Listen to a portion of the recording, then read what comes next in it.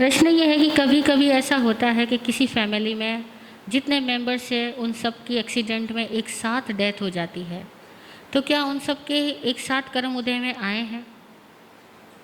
जब डेथ हुई है तो एक साथ तो कर्मों का उदय हुआ है, तभी डेथ हुई है। अब जो कर्मों का उदय हुआ, इस शब्द को, इस वाक्य को थोड़ा हम और प्रैक्टिकल लैंग्वेज में समझते हैं कि कर्म बंधन क्या है और कर्म उदय क्या है। क्योंकि बचपन से हम ये शब्द सुनते आए, कर्म बनते हैं, कर्म बंधते हैं, ये करो तो कर्म बनते हैं, वो करो तो कर्म बनते हैं। ये कर्म बंधन क्या है? इसको बहुत प्रैक्टिकल शब्द में कहेंगे, घटना का निर्माण करना। घटना का निर्माण करना। और जब निर्मित की गई घटना फल दे रही होती है, हमारे भोग में आती है, तो हम कहते हैं ये कर्म उदय में आया।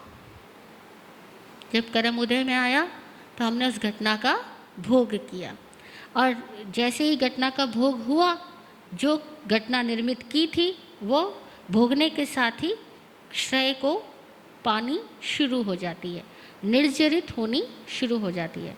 निर्जरित होना यानी उसका झरना, उसका समाप्त होना। अब वो घटना डिस्कार्ड हो रही है। पहले रिकॉर्ड हुई थी, रिलीज हुई, और रिलीज होने के साथ ही जो रिकॉर्डेड फाइल्स थी वो सब अब डिस्कार्ड होना, डिलीट होना शुरू हो गई। तो जब 4-5 लोग एक साथ मरे, तो इसका मतलब ये हुआ कि उन 4-5 लोगों ने कभी एक साथ ऐसे कोई कर्म बांधे होंगे, इसीलिए सामुदायिक रूप से उनके कर्म उदय में आए, घटना बनी और घटना खत्म हो गई।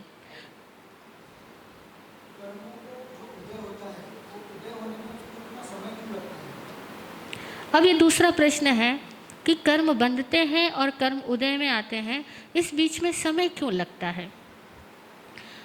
जो हम सोचते हैं उसमें, सोच में हमेशा कुछ पात्र जुड़े हुए होते हैं, कुछ लोग जुड़े हुए होते हैं, कुछ ख्वाहिशें जुड़ी होती है जो केवल हमारे से ही पूरी नहीं होनी है, जो कुछ और लोगों के सहयोग से पूरी होनी है। तो जिन और लोगों के सहयोग से पूरी होनी है, जब तक उन और लोगों में भी समान ख्वाहिशें पैदा ना हो जाए, जब तक उन सब का भी विल एक जैसा ना हो जाए, तब तक वो घटना घटेगी नहीं। इस दुनिया में लगभग सारी घटनाएं जॉइंट एडवेंचर होती है, सामूहिक कर्म होता है। हम मन से भी कर रहे होते हैं तो मन में भी कोई और व्यक्ति होता है, कोई और इमेज होती है। तो जब वो इमेज जिसके प्रति हम निरंतर भाव प्रसारित कर रहे हैं, सपोज वो व्यक्ति भी हमारे प्रति भाव प्रसारित कर रहा है, लेकिन हम दोनों को मिलने के लिए एक प्लेटफॉर्म चाहिएगा, और जब तक वो प्लेटफॉर्म ना मिले, वो टाइम और स्पेस सामने ना आए, तब तक घटना भोग में नहीं आ सकती है। इसको दूसरे एग्जाम्पल से समझो कि मूवी बनाने वाले जो फिल्म मेकर्स होते हैं, डायरेक्टर होते हैं, ये सारे लोग फिल्म बनाने में कितनी टाइम लेते हैं? एक एक सीन को शूट करने के लिए उनको कितना समय लगता है? एक बात। फिर वो जब फिल्म बन करके रिलीज़ होती है, उसके बीच में उनको कितनी सारी तरह की फॉर्मेलिटीज़ में से गुजरना पड़ता है। और फिर जब रिलीज़ होती है, हमें लगता है बस 3 घंटे की तो मूवी है, लेकिन वो 3 घंटे को बनाने में कई बार 3 साल लग जाते हैं। ठीक है ना? ठीक इसी तरह से हम आज जो भी भोग रहे हैं वो हमने एक ही साथ नहीं बना लिया था, हमने अलग अलग समय में अलग अलग लोगों के साथ में सीन्स शूट किए थे। अब उनको वापस रिलीज होने के लिए प्रकृति के कितने सारे तत्व चाहिए, वापस वही फ्रीक्वेंसी में हमें जाना पड़ेगा, वापस कोई वैसा ही निमित्त मिलेगा, वैसे ही स्वभाव के लोग मिलेंगे, 5 समवाय का योग होगा, तब घटना भोग में आएगी। तो घटना को बनने में इस समयाकाश में समय लगता है, और जो बना है उसको प्रकट होने में भी समय लगता है। ठीक ऐसे जैसे वर्षा होती है, हमें लगता आकाश में बादल आया और बरस गया, लेकिन इस बादल को बनने में कितने महीने लगे थे। ये बादल जो आज हमारे आकाश में आया और वो बरसा, ये तो क्षण भर की घटना है, लेकिन बादल को बनने में, वाष्पीकरण की प्रक्रिया में, सूरज ने कितने महीनों तक तीव्र ताप से समुद्र के पानी को सोखा है और वो समुद्र का पानी ऊपर चढ़ करके बादल बना है, भाप बन करके बादल बना है। तो बादलों ने अपना गर्भ रखा, 6-6 महीने तक बादल गर्भ धारण करने में समय लगा रहे थे और तब जाकर के बादल बरसे। तो गर्मी से बारिश के बीच में समय लगा ना। तो हर घटना को प्लेसमेंट लेने के लिए समय चाहिए, आकाश चाहिए, वैसे लोग चाहिए, उसी फ्रीक्वेंसी में उन लोगों को भी आना चाहिए जिन लोगों के साथ हमें एक घटना भोगनी है। जब तक वे लोग भी उस फ्रीक्वेंसी में नहीं आएंगे तब तक हम वो घटना नहीं भोग सकेंगे।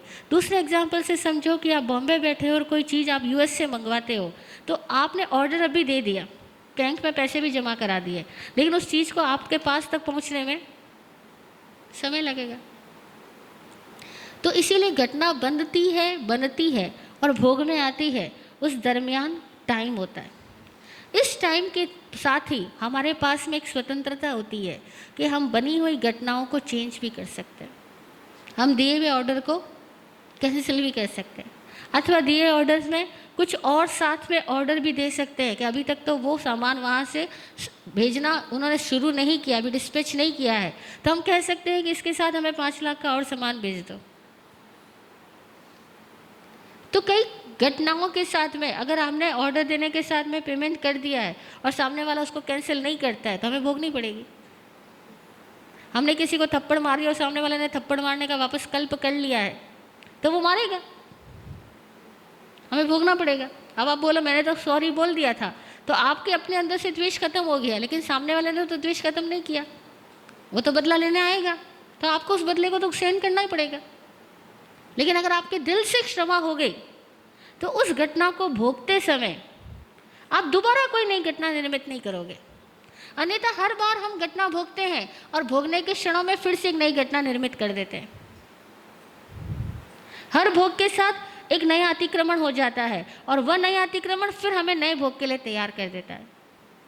तो घटना बनने में और भोगने में समय इसलिए लगता है क्योंकि प्रकृति के बहुत सारे तत्व मिलते हैं, तब घटना उदय में आने लायक हो पाती है। जय हो।